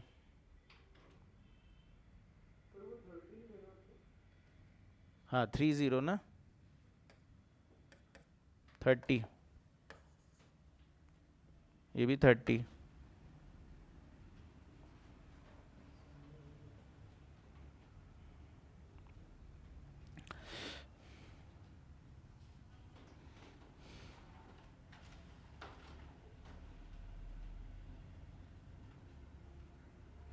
चलो ऑल्टरनेट लिखो, रियल टू रियल, ऑल्टरनेट भी करिए, real to real, real to real, real to real approach. तो क्या डिस्काउंट रेट ऑलरेडी रियल ही था? डिस्काउंट रेट तो ऑलरेडी रियल है, बस खाली कैश फ्लो को रियल बनाना पड़ेगा। तो रियल डिस्काउंट रेट 10% है। रियल डिस्काउंट रेट कितना है? 10%। और फिर कैश आउटफ्लो सेम रहेगा। कैश आउटफ्लो में इन्फ्लेशन मत हटा देना। कितना था? 70 lakhs. Cash outflow is 70 lakhs. Cash outflow 70 lakh. और फिर उसके बाद नॉमिनल को रियल बनाएंगे। रियल कैश फ्लो चाहिए हमें, तो पर्टिकुलर्स 1, 2, 3, 3 साल है। पर्टिकुलर्स 1, 2, 3 3 years है ना।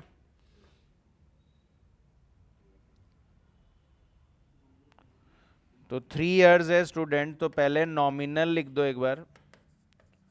नॉमिनल कैश फ्लो दिया हुआ था 30, 40, 30। तो इसको रियल में कन्वर्ट करो।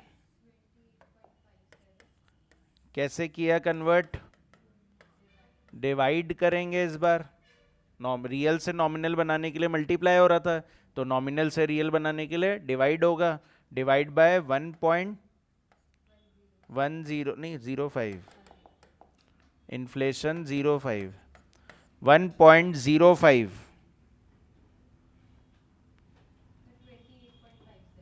28.57, 28.57।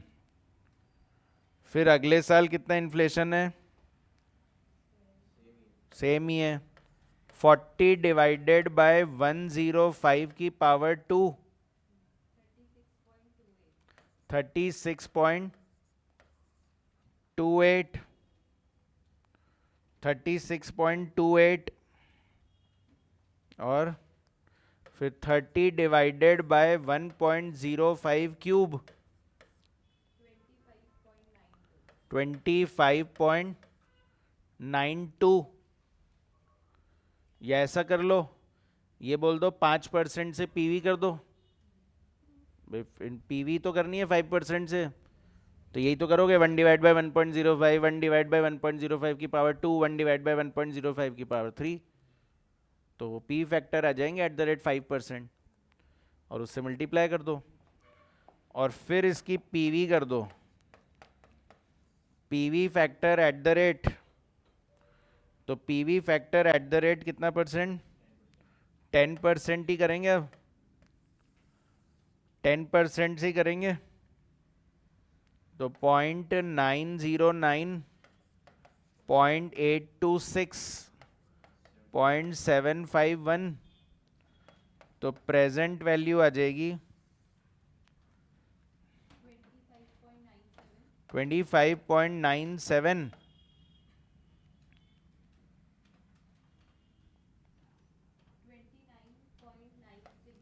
29.97।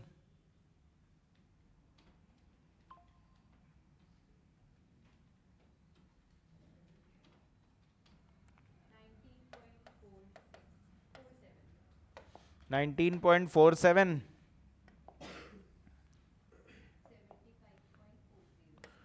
तो टोटल पीवी इज 75.40 लैक्स।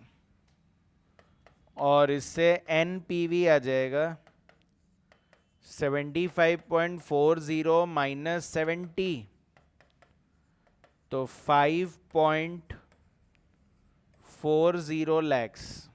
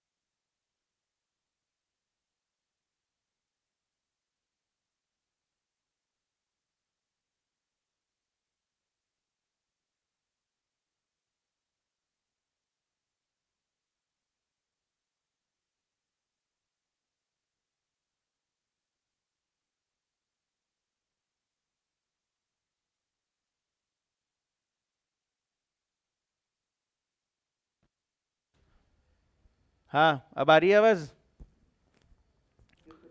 हाँ तो मैं बोल रहा हूँ आउटफ्लो 1 लाख रुपए है। मैं आपको ये समझाने की कोशिश कर रहा हूँ कि रियल टू रियल और नॉमिनल टू नॉमिनल से आंसर सेम आ क्यों रहा है। ये तो समझ गए कि सेम आ रहा है, पर सेम क्यों आ रहा है वो समझाना चाह रहा हूँ।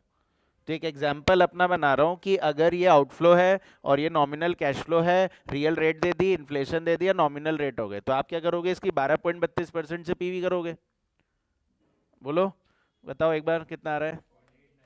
0.890, 0.793, 0.706। तो 40,000 इंटू 0.890, 35,600, 23790, 14120, 14120 कितना आ रहा है? 73510। ये अपन ने सीखा। अब यही अगर आप रियल करते, तो अगर आप इस नॉमिनल को रियल बनाते, तो क्या सिखाया आपको मैंने कि नॉमिनल को रियल कैसे बनाए? इसको इन्फ्लेशन से डिवाइड कर दो। तो इन्फ्लेशन से डिवाइड कर दोगे तो ये रियल बन जाएगा, ऐसा मैंने बोला।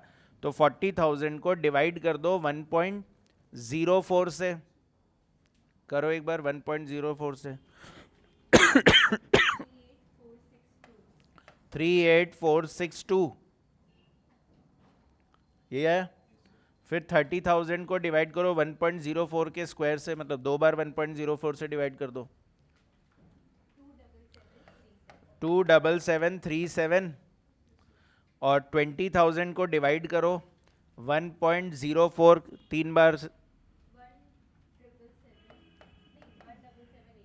17780। या मैं अभी समझाया कि आप ऐसे भी बोल सकते हो कि हम पीवी कर रहे हैं कितने परसेंट से? 4% से। पीवी कर रहे हैं किससे? 4% से। निकालो एक बार 4% से फैक्टर। 0.962, 925, 889। तो 40,000 इंटू 0.962 करोगे तो यही आएगा। 30,000 इंटू 0.925 करोगे तो यही आएगा। 20,000 इंटू 0.889 करोगे तो यही आएगा। ठीक है। अच्छा ये रियल बन गया। पीवी किससे करोगे अब? रियल रेट से। तो रियल रेट क्या है? 8%। तो PV factor at the rate 8%। 8% से करोगे ना? तो मुझे करना नहीं है, मुझे ये बताओ 4% से पहले पीवी कर रहा हूं, फिर 8% से पीवी कर रहा हूं, या 12.32% से पीवी करूं, अलग आएगा क्या? ये कल ही तो कराया था आपको। इसमें बस क्या कर रहे हो आप? 2 बार पीवी कर रहे हो। पहले आप इन्फ्लेशन से पीवी कर रहे हो, फिर आप अपनी रियल रेट से पीवी कर रहे हो, और इसमें आपने दोनों को साथ में ले लिया, तो सेम तो आंसर आएगा ही ना। समझे क्या? समझे? वो कल एग्जाम्पल क्यों करवाया था, अलग अलग करवाया था ना? एक चेक करिए एक बार, कल जो एग्जाम्पल लिखवाया था 4 केस बनाए थे उसमें। एक बार सिर्फ इन्फ्लेशन ले लो, ठीक है, एक बार रिस्क फ्री रेट ले लो, एक बार रिस्क प्रीमियम ले लो, फिर हमने बोला चारों को एक साथ ले लो, तो चारों को एक साथ ले लो, तो 2 तरीके से करा था। बोलो, या तो बार बार पीवी करो उन सबसे, और या फिर डायरेक्ट कंबाइंड रेट से कर दो। तो ये 12.32 क्या है? कंबाइंड रेट है। और या फिर 4 से पहले पीवी कर लो, फिर 8 से पीवी कर लो, फर्क थोड़ी आ सकता है आंसर पे कभी। समझ में आया लॉजिक? सेम क्यों आता है? ठीक है, तो फिर हम आज इतना ही रखते हैं। आपका होमवर्क है, आपका होमवर्क है, कौन सा दिया मैंने? 5 भी है और 4 भी है। 4 एंड 5 दोनों होमवर्क करना है आपको। 4 एंड 5 दोनों होमवर्क करना है ना। तो इन्फ्लेशन टॉपिक एक्चुअली ओवर हो गया है, इन्फ्लेशन पे इतने ही क्वेश्चन है, क्योंकि मैंने मेन थीम समझा दिया आपको कि दोनों सेम ही चल रहा है, नॉमिनल टू नॉमिनल भी वही हो रहा है, रियल टू रियल भी वही हो रहा है, इसलिए इस पे इतने ही लिमिटेड क्वेश्चंस है, इन्हीं को अच्छे से समझना है और करना है। कल से हम लोग पढ़ना शुरू कर देंगे impact of risk in capital budgeting, जो आपका इंटर का रिपीटेशन होगा कल से, ठीक है।